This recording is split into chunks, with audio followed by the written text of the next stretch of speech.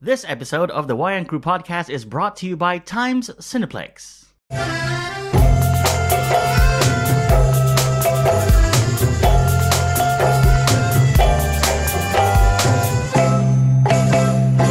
Hey, what's up? Welcome back, everyone, to yet another episode of the Wayang Crew podcast. It's me, Kevin, once again, speaking to you on this podcast where we talk about all things movies, especially movies that are playing here in Brunei Darussalam. First up, it's my co-host, it's Del. Hello. What's up, bro? Finally got my hands on The Last of Us, thanks to Kai. Oh, yeah, okay. Started playing that.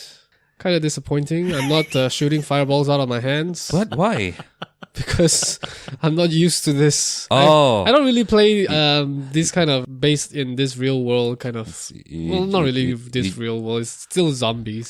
Something with a bit more realism. I need fantasy. You need the fantasy. Yeah, because you just Finished Skyrim. Skyrim, yeah. Well, I haven't finished technically, but yes. Well, apparently you cannot finish Skyrim. Yeah, that's what I heard. Yeah, something like that. Yeah. Anyway, it's still getting interesting. Yeah. Still getting interesting. Best of luck on The Last of Us. Apparently, there's a sequel coming out Yes, Yeah. I think it's next year. next year. Okay. Guess I won't be playing that. For another 5 years. All right, next up is the other co-host of the podcast. It's Kai. What's up, guys? How's it going? What's up? Happy New Year. Wow, that's tomorrow night. Yes. Yeah, because by the time this comes out, it's 2019. Really? No. No? I'm going to have this out tomorrow. Happy advanced New Year. They might be listening this while counting. That's the- true. Yeah. So maybe next year, Happy New 2020. Yeah. It could be. Yeah. All right. What? Anyway, finally, it's the other co-host of the podcast. He's back this week. Once again, it's Timmy. Hey. What's up? Nothing much. Still playing Red Dead Redemption. Oh, you're still on that? Yes. Is it really that good? Yeah, I enjoy it. So do you shoot fireballs out of your fingers? I can throw Molotov cocktails. Oh, That's kind of like throwing fireballs out of your hands, I guess. is it? And Kind of. killing crocodiles with it. Although you do stand a chance to burn yourself. All right, on this week of the podcast, we'll be giving a quick review of Mary Poppins Returns, which is in local cinemas here in Brunei. We'll also be talking a little bit about Dragon Ball. Dragon Ball Super Broly. Dragon Ball, sorry? Dragon Ball Super Broly. Super Broly. Dragon Ball Super is the heading, Broly is the Character. title heading. Sure. Yeah. As you can tell, I'm not a Dragon Ball fan at all. I don't know the myth or anything about the story. And we'll also be giving you our top 3 2018 movies. And that's happening later on the show. We're not going to have an Apalele this week. Anyway, let's get to the news on this week of the podcast. Did you guys watch the trailer for the new Jordan Peele movie called Us? Yes. Uh-huh. That looks terrifying. It looks amazing. It looks amazing. It doesn't look scary, but it could be very scary. Yeah, it looks freaky enough just to make you go, yeah, I'm watching this. It's this family that's on a summer vacation, and then there's another set of people stalking them and sort of following them, and then it's revealed in the trailer that these are their doppelgangers or something. And we don't know why. We don't know why, and then it's a series of weird situations where they get into the house and they're tying up their family members. Yeah. And this movie stars Lupita Nyong'o, Yeah. who does a very convincing American accent, Yeah. from what I can tell. What do you expect this movie to be? Honestly, the trailer made me wonder what goes on in Jordan Peele's head. Yeah. That is not a place I want to be in. I think Jordan Peele's work will always have some sort of social commentary. So I'm expecting there to be some sort of underlying social message. And I think just overall, because Get Out was a bit different. It's a thriller, but it was a bit against the grain. So I'm expecting something new with this. Okay. I would describe this as kind of a mainstream Blumhouse meets the indie of A24 kind of storytelling. I see Jordan Peele as somebody who knows how to craft the jump scare horror, but then there is also the really focus on storytelling side of it. I like more stories rather than the jump scares. Yeah. So The jump scares in the trailer were not the typical jump scares. yeah, they're not really jump scares. They're just scares to me. Yeah. Because it's not really scary, the trailer. It's more of a reveal, Yeah. look, it's this guy, but he also looks like the other guy. That's freaky in itself. Timmy, did you watch it? Yeah, I don't know. I felt like there was a Get Out vibe. Well, it is from the same director. I know, so- but I'm not sure if you meant it felt different than Get Out. but It felt almost the same, but it's going to be different in the sense that this will tackle or this will go in a different direction. Because with Get Out, I thought I knew what I was expecting. And then the story just kind of went 360 and I was like, oh, wait, where's this going now? because there was just, I don't know, a lot of running in the trailer. So Get Out had a lot of running as well. So. Okay, so that's a movie where TB in particular doesn't know what this movie is about or what to expect. We also saw a trailer this week come out for The Kid Who Would Be King. Obviously, the title kind of gives it away. It is the story of King Arthur once again and the Sword in the Stone. And of course, Destiny picks this one kid and he happens to be the one that can lift up the sword from the stone. And we see this, very, very 90s movie vibe happening. I'm just waiting for Jack Black to appear in the film.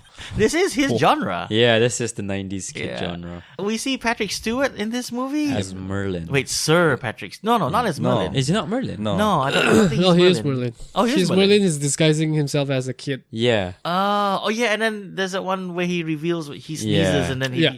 I'll watch this movie. This is something I was telling Del before we started recording. This kind of feels like that movie that would come out in the mid-90s where everything was very kid-oriented. Yeah. This movie felt like it belonged to Sunday matinee. Yeah, I would does. agree. Yeah. Yeah. I don't know what that is. It's a RTB segment that's no longer there. Oh, yeah. It came out on Sundays. Yeah. And it would play the same movie like every year Yeah. for like Right. a week. I forgot about that. I think this looks interesting. I think based on what he's done before, the director, it feels similar, and what he's done before with this kind of genre, I think it works. So I think this will work too. I am not having high hopes for this. I don't know. Just it's like Peter Jackson didn't work. You are so negative this week. I don't know. It's just Sorry, which Peter Jackson movie didn't work? no the Percy Jackson. Percy Jackson Right. didn't work. I for like me. Percy Jackson. I've never seen Percy Jackson. Really? I've never seen The Sorcerer's Apprentice. I've not seen any of those type of films. Oh, The Sorcerer's Apprentice was interesting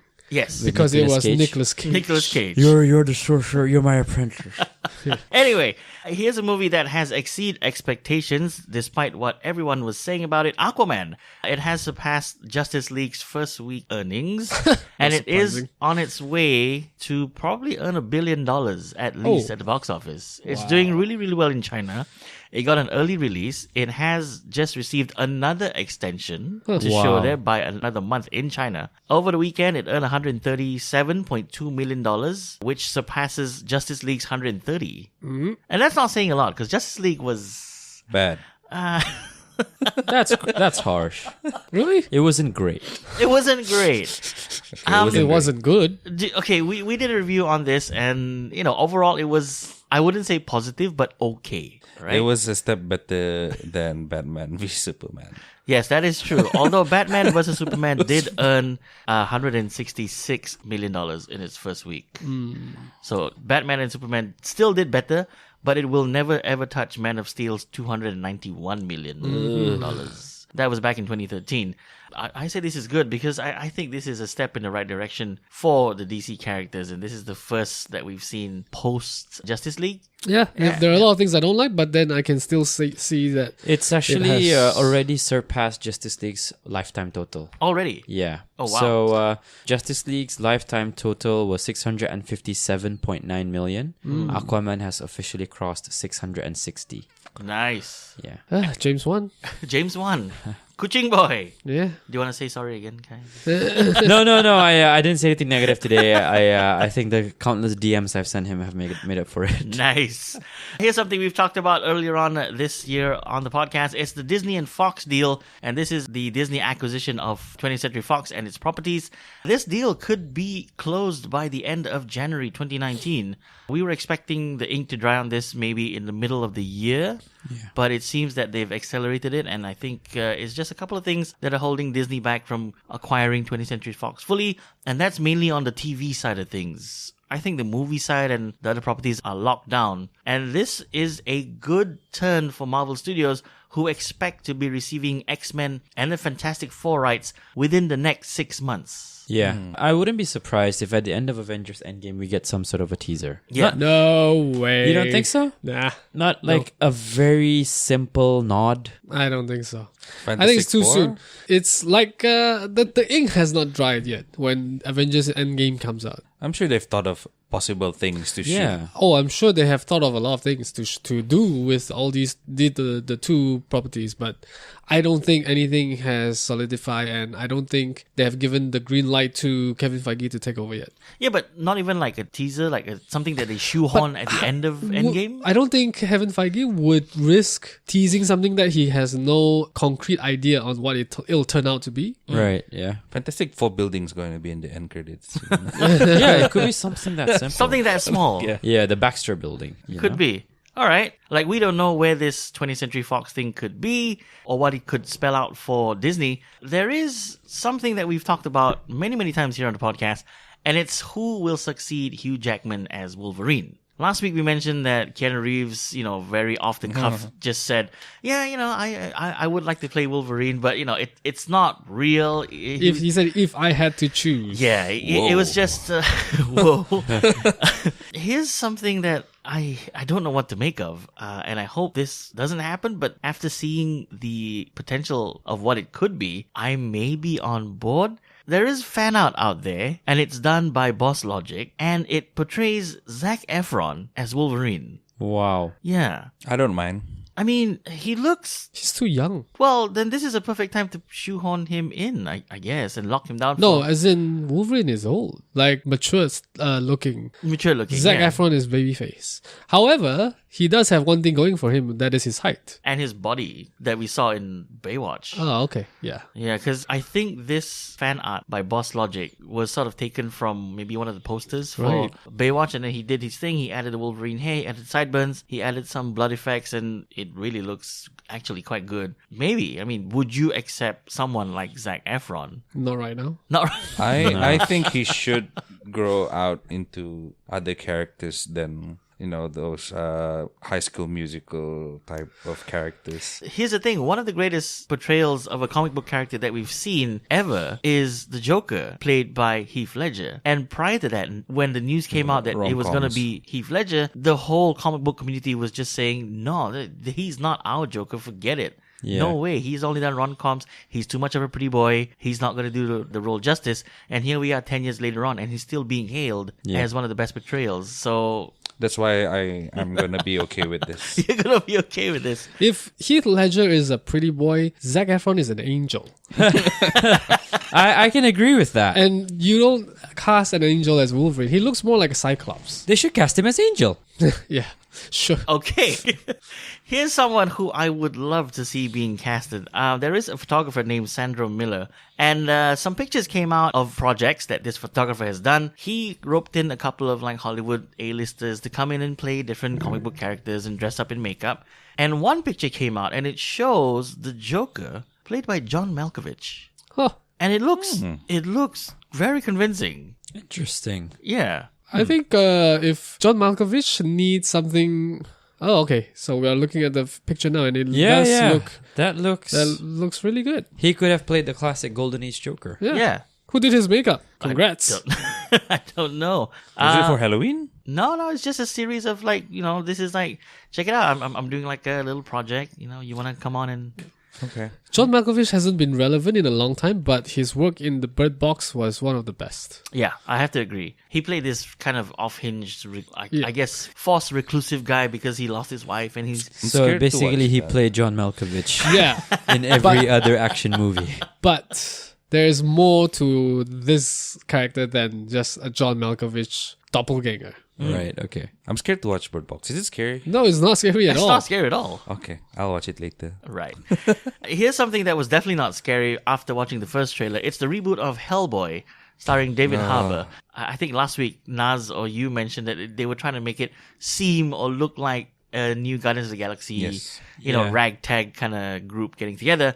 After all this, David Harbour still comes out and says that there's really a sense that you're actually killing things, even if they are giants and monsters. He told Empire Magazine, you're chopping their heads off, you're bathing in their blood, and you're feeling the complex feelings of actually cutting the heart out of another thing. So he's saying that, no, this is going to be real, true to the comics, gory. I'm going to be chopping heads and bathing in blood. And I don't know, the first trailer or the teaser that came out just doesn't show that. It shows like a wannabe comedy. Here's the thing.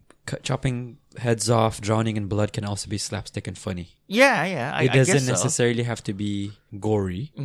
I think tone defines it, right? Like you can watch a cartoon and you could have characters chopping each other's, limbs off, and it's not gory or mature. Well, it depends on how much blood they put on the screen. Yeah, I guess so. yeah. But I'm a bit skeptical. I understand what it's like to be associated with the movie, like Jared Leto. So he kept saying, "Oh, my Joker bits were amazing. My Joker bits were amazing." But buddy, let's be real. Like we've seen the quote unquote extended cut of Suicide Squad, and still nothing. Well, he says that a majority, maybe 75 to 80% of what he did was cut out. So Yeah, but this is also where I say like you see Heath Ledger for 20 seconds, that's the Joker. yes, You know, you're right. you see Jared Leto for a good 8 minutes. I'm still like, is this the Joker? So with Hellboy, I feel like it's the same thing. Like an actor close to the film would probably say, yeah, no, it's Hell. No, guys, come on. But at the end of the day, if we watch it, I'm not sure that will match. Are we still excited for Hellboy? I'm 50-50 at this I point. I'm with Kai. Well, everyone is 50-50 at this point, I guess. I think Dell's not, right? I'm more like 60. Yeah. Yeah. All right, that's Tangible difference. sure it's not Yeah. 65. It could be 65. Just didn't There's nothing feel- wrong with what I saw in the Yeah. first trailer. I just didn't feel there was chemistry between him and his close friends. In the trailer. the Korean guy and Mila that- Jovovich. Oh, Daniel character. Day Kim wasn't his friend. I think It he's was just not? a police officer. his eyes were like alien-y. Really? Yeah. I guess I missed that. Speaking of aliens, that means you're talking about space. And when it comes to space, we have to talk about Star Wars. So here we go. Last week, we had a report that the next movie in the franchise, which is Episode 9, will have a time jump of about 1 year from Episode 8, The Last Jedi. John Boyega, who was sort of credited to leak this information, he now says that he can't remember that interview where he said there was a time jump of 1 year. Okay. Wow. Was there a video? No, there was no Because- video. Because that was supposed to be, that wasn't the time when he was supposed to reveal there was a time jump. I think so. So And of this course is him, he's gonna This not. is him scrambling, to say, He did have an interview last time when he was first casted in Star Wars that they told him not to tell anyone, but then the first thing he told his taxi driver was, "I'm in Star Wars!" And no one believed him. Because no one knew who he was. well, Yeah. that was before The Force Awakens. Yeah. But I guess if he says something now, people are waiting with Yeah. for the next word that comes out of his mouth. Anyways, more on Star Wars news. There have been a couple of cameos so far in the new Star Wars trilogy. We got Daniel Craig, who was a stormtrooper. I'm not sure if we got a cameo in The Last Jedi, There was a cameo shot by Prince William and Prince Harry, but it was, there was- cut out apparently. and right? also Tom Hardy. oh yeah, Yes. I remember They were all talking about deleted this. scenes, yeah. And they're all stormtroopers, right? Yes. All right. Here's this next celebrity that apparently was able to land a cameo in episode 9 as a stormtrooper. It's Jamie Oliver. Really? I also read somewhere Ed Sheeran is going to appear as a stormtrooper. What? Yeah, he's going to sing a Jabba version of Perfect. Oh, A tease. I'm also going to be a special guest appearance in the next Star Wars. Sorry? I'm also going to be. Oh, yeah, everyone's appearing. Kev's appearing, Dell's appearing, I'm appearing. I'm a stormtrooper. Yeah, I'm a stormtrooper. I'm the tall one at the back. Yeah, I hope I don't get cut though. These things are brutal. Jamie Oliver of all people. I mean, really? He probably cooked lunch for the crew. What does it take for me to be in the next Star Wars? And then they were like, oh, we want lunch. And then they're like, all right. So, all vegan, healthy. Okay. We talked about Bird Box earlier on with regards to John Malkovich and how his acting in this movie is something not to be scoffed at. Netflix has announced that Bird Box is one of those movies that had its best first week of any Netflix original film ever, having 45 plus million views. That's pretty good. That's pretty good. it's a decent movie and it should deserve this success. I don't know. I haven't watched it, but would you say that it's award worthy? No. No, it's not award worthy. Okay. Although there is a story to it, there are holes in this story that you can really poke through and say, what? Okay. Not that really. Yeah, there was I guess- some. So this will be another discussion. Yeah, and I just thought the ending was a little bit abrupt, but I think it's common for Netflix movies. It's like Annihilation, if you guys have watched it. yeah, I have. And then it's like, what's the ending? Yeah, but this one no. This one is more definitive. You know what happened in the end. Okay, I'll watch it later. All right, here's a movie that we sort of universally bashed here on the podcast on our review. It's The Predator 2018. Well, there were a lot of problems with this movie. Although for me, it was like yeah, whatever. It's another Predator movie. We saw the ending of that movie and there was like a Iron Man Predator thing. The Mark Predator. Apparently, there were a couple of endings that were actually filmed, and I'm surprised that that's the one they settled on. Yeah. Because one of them had an alternate ending where Ellen Ripley appeared from that little box thing. The capsule, the pod. The pod. Oh. Yeah. And not that Predator Iron Man suit. Yep. So Nice. that would have been, to me, a better alternate ending. The best ending possible. to tie these two universes together once again. But they decided... Because they had the suit, and I was like, we need to use the suit. I want to meet the guy that sees a scene shot with Ellen Ripley inside the pod with a face mask from the Weyland-Yutani Corporation. Yes. And watches the clip with that garbage CGI Predator Iron Man suit and goes, I like that one better. I want to meet that guy and go, wow, you really exist. The epitome of an idiot. Maybe they haven't got the rights. It's the same studio. Yep. Maybe Sigourney Weaver hasn't given her approval. That's not Sigourney Weaver Yeah, in there. it It's was a the- younger actress that looks like her from the first movie, and her likeness belongs to Fox Corporation. Okay. Well, with regards to the Alien franchise. Yeah. Ripley is owned by Fox. So is Predator. Like, they shot it. Like, this is exactly why I do not like those last two Wolverine movies from James Mangold. Because he shot a scene in The Wolverine with the brown and yellow suit. Oh, yeah. Right? The one on the plane. Yeah. I don't expect Hugh Jackman to wear it. Let's be real, right? But it would have been amazing to see it on screen. And he decides to go with the alternate scene where Hugh Jackman just gives a line. Like he opens the suitcase and goes, huh. Yeah, I don't get it. Why not? You don't expect Hugh Jackman to wear it, so he's Yeah. not putting him in that Yeah, suit. but because, it's like a nod, right? yeah, Like, it's just a nod for fan service. so- I thought it would have been great. It would have been I- much better if we didn't see him opening it and looking at the suit. Like maybe him walking out of like a dressing room going, no. Yeah, something like that. I would have really enjoyed that. They didn't fully create that suit out yet. Or maybe it's just a mask and gloves. Yeah. I'm sure they could have walked down to like the nearest comic book store and just Yeah. buy Bought one a Halloween suit. and yeah. spray paint it or just make it look more real. I don't know, man. Predator. Oh, God. I haven't watched Predator. You have not? No, You don't need to. Because Guy said it sucked. Yeah. So, Yeah, you don't have to.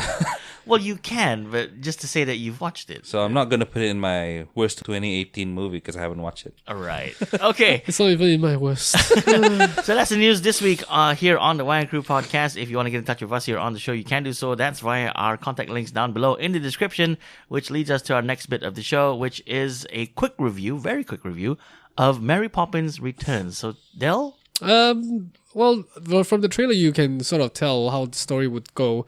So it's basically the father, Michael Banks. Michael Banks, his house is getting repossessed, so he's losing everything. And Mary Poppins comes in to kind of... Save the day once again? Yeah, but not in the traditional sense, I guess, because that's not what Mary Poppins would do. She would come in and she would give hints and she would point in certain direction and let the children or the Michael or Jane figure things out themselves. So this movie kind of captured, not kind of, but it really captured the essence of what Mary Poppins used to be back then, and it's kind of updated for our generation. So I'm really happy with what we got. It's just that the story is the movie is a bit too long, but it does have the beats of the first movie. Like they will go into this world where it's cartoon, they will go into this weird little house where there's a weird little person in there, and then just to extend it, like the story a little bit more, they kind of have a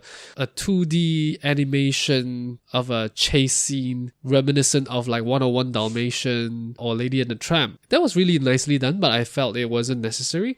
The ending of this movie is, I thought, better than the first one. So it really ties in everything together for the story itself. Plus, there are so many life lessons that we get. With every song, there is like a lesson in there. So I really appreciated those. Okay, couple of questions. Like, this is an all-star cast. We have Emily Blunt as Mary Poppins. We have Emily Mortimer as Jane Banks. We have Lin-Manuel Miranda as a chimney sweep. Yeah. No, he's not chimney sweeping. He's cleaning the lamppost. Oh, okay. So they've updated the chimney sweeping to lamppost. All right, it looks like a chimney sweep. Does it all gel and do we get the same magic? You believe the characters and you believe the story, you believe this world again. Lin-Manuel has a weird English accent. Well, he's not English. He's not English, yeah. But he tried, and sometimes it worked, sometimes it didn't. A minor bit of spoiler, he raps. What? And when he does the As rap, expected, yeah. it was really, really good. Okay. Like, you would pay money to see this just that section. Okay. There was a song and dance section with all the lamp cleaners. At first, when it started, I'm like, I don't think we need this. But as it got into it, it really captured what the old Mary Poppins as well, because there's another song and dance number in that. And this one, like, kind of upped that one. Okay. Yeah. Recommended? Yeah. And I would give it 8 out of 10. 8 out of 10. That's high. That's high. That's not bad. All right. Thanks for that. We're going to have a very, very quick review of Dragon Ball. Dragon Ball Super Broly. Dragon Ball Super I keep hearing Brolin. Broly. Yes. And we're going to give this one to Kai and Tibi. In the pantheon of anime stands a legend. Dragon Ball is by far the world's most popular anime. It is the most commercial, it's the biggest one, and in my opinion, the best anime to be ever made. And I think also the longest running. Yes. Yeah. No, I think they got several series. Yeah. Yeah. So what happens is, just very quick, brief history of Dragon Ball. Dragon Ball, a lot of people know it as a bunch of really super ripped guys with blonde hair beating each other up. But that's not how it started. Dragon Ball started actually as a adventure. Started in the gym. A lot of protein. So it started, Akira Toriyama created a character called Goku, who's an alien, and there was no backstory. He was a half primate, half human kind of hybrid. He has a tail.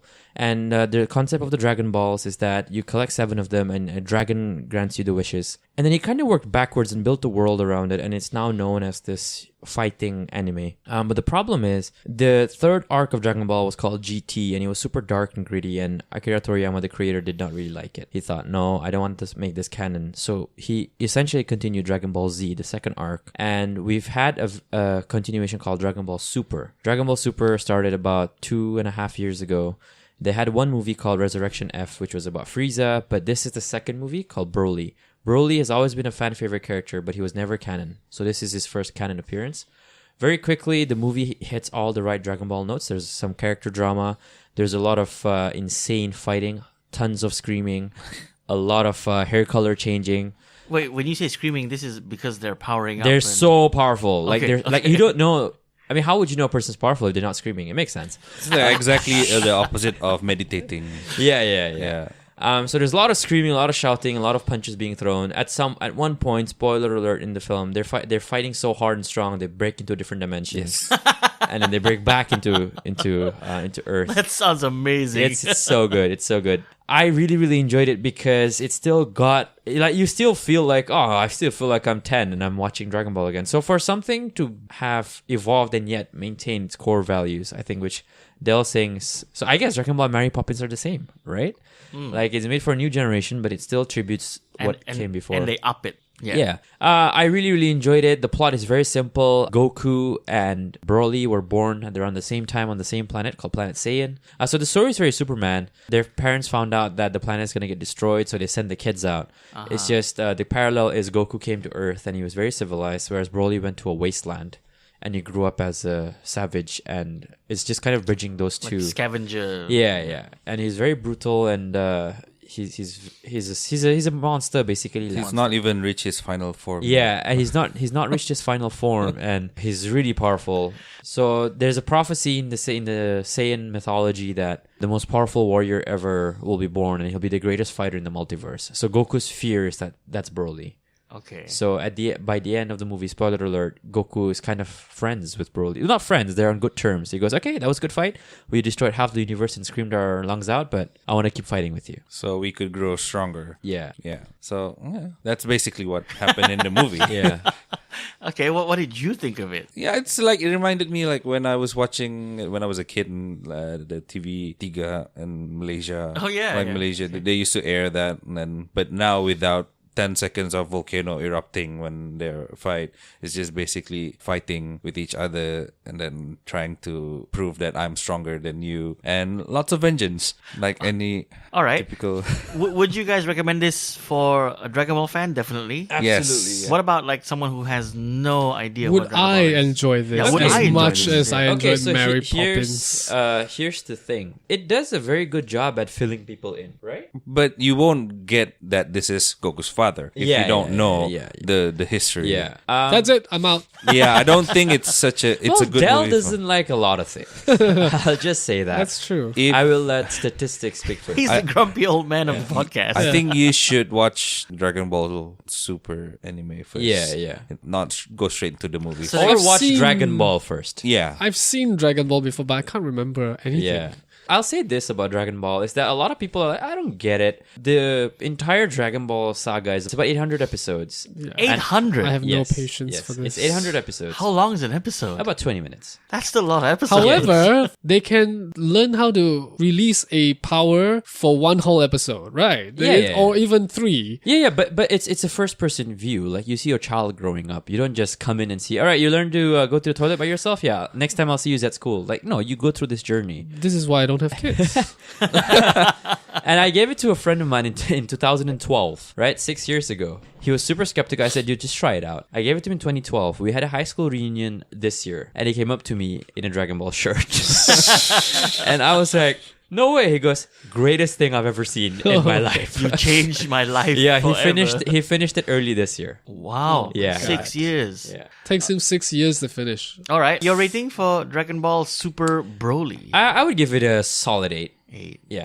I'm gonna give it a 7 because that people who don't know anything Yeah, about yeah. Dragon Ball Entry point wise, would not yeah. understand half of what's But going you on. understood it. I watched. No, I you grew still up gave Dragon it Ball. no, but you still giving it 7. He likes Dragon Ball. because it could have been a lot better Okay. for the people who don't know about Dragon Ball. That's All why right. it's 7. Still showing in local cinemas. Do Yeah. check them out. Mary Poppins Returns and Dragon Ball Super I actually Broly. just thought, just because we don't actually have a specific movie to review, I watched Holmes and Watson yesterday. The Will Ferrell Will and John Ferrell. C. Reilly movie. Yep. So this is the third chapter in the trilogy. The first Step chapter Brothers. was Talladega Nights. Talladega Nights, Step Brothers, and then this one. Okay. There's been a lot of rumors, not rumors, there's been a lot of reports on Twitter and on the internet that people have been leaving the cinema because this movie's so bad. Uh-huh. It currently stands at 6% on Rotten Tomatoes, What? which is an all-time low for both these actors. So walking into the cinema, I was super like, wait, is it really? Are they serious? Are people walking out? I stayed through till the end. Obviously, it's very classic Will Ferrell and John C. Reilly. There's a lot of shouting, a lot of physical comedy, a lot of slapstick, some vomiting. They check off all the boxes. And I finished the movie and I thought it was stupidly fun. Okay. So I'm just gonna plug it in just because the movie's losing money, and I want Will Ferrell to continue making movies. It's honestly, if you go in expecting a Will Ferrell movie, I don't see why people are walking out. I know why. Why? They went into Holmes and Watson thinking it's Stan and Ollie. Okay, makes sense. All That's right. why. So that's also showing in local cinemas here. yes. Aquaman's still showing. Aquaman's still I showing. just watched Aquaman and understood why Kai wouldn't watch it again. Oh, you just watched it for the first time. I forgot. Yeah. Yeah, he did not see it. What did you think of it? It was stupid. Thank you. Thank you. Thank you. I know people giving it an 8 out of 10 now. I know somebody gave it a 10. My goodness. No. Unfriended on Facebook. No way. All right, so that's our reviews this week on the Wayang Crew podcast, which is potentially the last episode that we're recording this year, which leads us to our last segment this week of the podcast, and it's our 2018 top movies. Now, I've given my 3 co-hosts instructions to give me 3 best and 3 worst movies of 2018. I have done it through my super Excel algorithm once again and bracketed all these movies. A super secret algorithm. Super secret algorithm. Let's start off from the bottom of the list. Now, this is a top 3, but because there are 4 of us and obviously we're not all picking from the same barrel here, there's more than 3 movies on this list. This year, it's 7.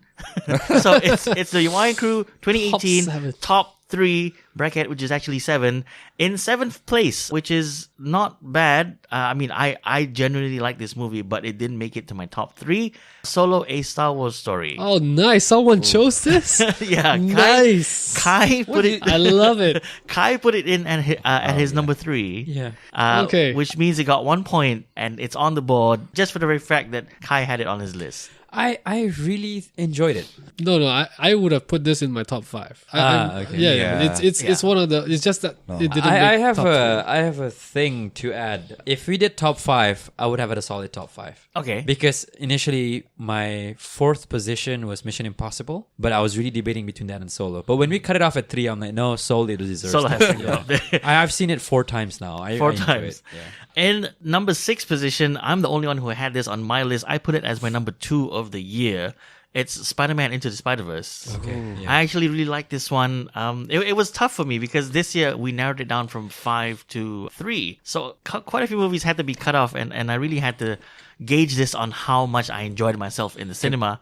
Tibby wants to say something. Can I just say something? Like, I have nephews, like 3, 4 of them, like all young boys. Yeah.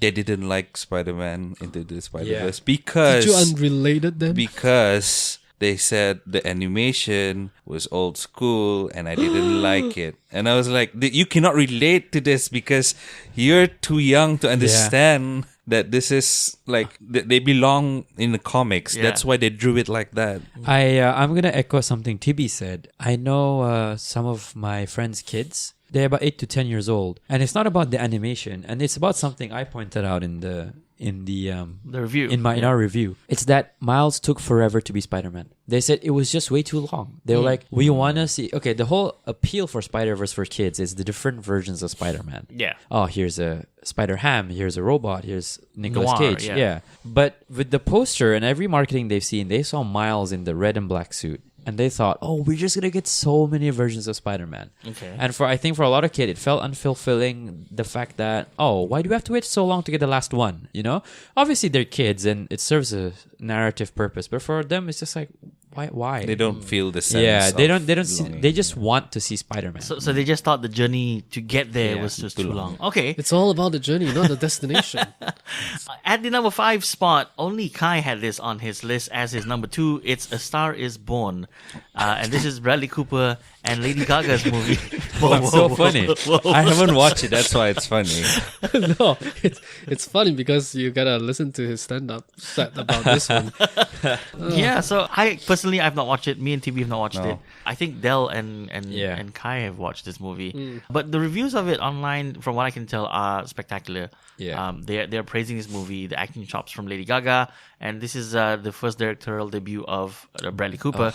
Just a quick anecdote as well. I realized I was talking to some people about The Star Is Born, and there's a certain demographic that really gets the film. Like some people were like, "Yeah, I completely get this movie," and some others were like, "Yeah, the soundtrack was great."